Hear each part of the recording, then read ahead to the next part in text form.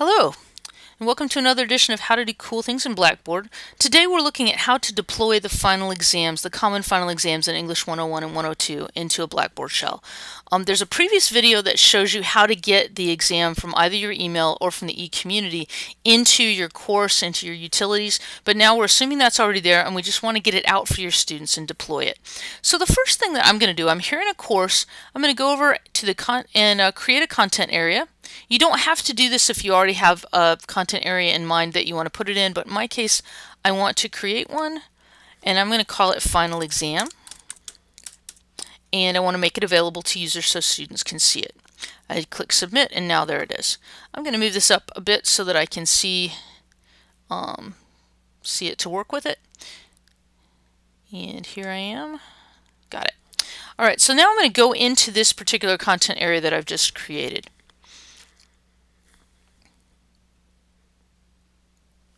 And here I am, and I'm going to go to Assessments. Test is the first option, so I'll select that. And because I've already got the final exam loaded into my course and my utilities, all I have to do is just select it and submit. Now it's in here, and now we need to create all the different test options. So let's just scroll through these and look at them. You want to not open the test in a new window, so leave that alone. And you want to make the link available to students so they can see it. You're only going to do one attempt on this, so leave that alone. You can score attempts using last graded. For forced completion, you can see the red there. It's not recommended, so don't do it. You do want to set the timer, and eLearning has told me that the time that for this exam should be 120 minutes. That seems to work out the best for them in the online courses.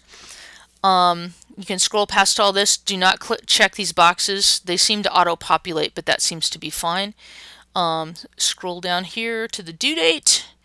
I'm going to make my exam due at the end of the course, so on December 11th at 5 o'clock. It's going to be done.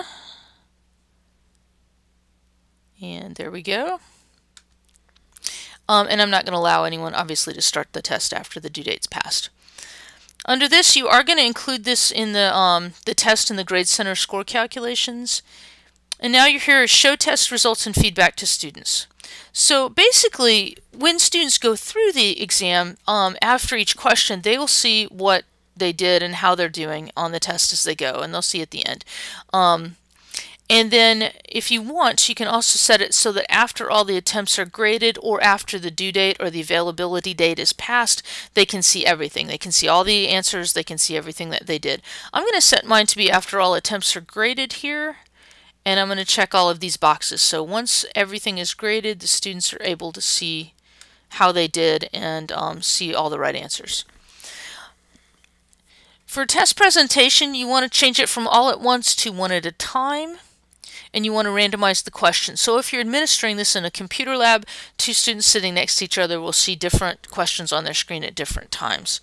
Once you've got all of these set the way you want them, just click Submit, and now the test will be in your course.